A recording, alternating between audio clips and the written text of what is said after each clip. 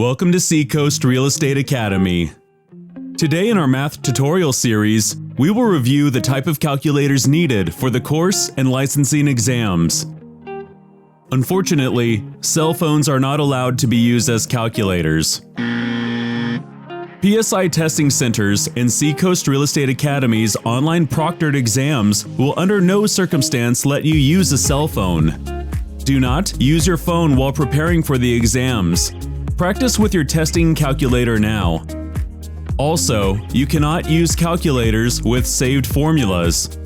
You will need to buy a calculator with basic functions: addition, subtraction, multiplication, and division. All math questions can be completed with these basic commands. Here are some examples of permitted calculators. It is important to practice with the calculator you will use on the exam. If you like this video, feel free to share it with a friend. For more real estate education content, please subscribe to the channel. From all of us at Seacoast Real Estate Academy, thank you for watching.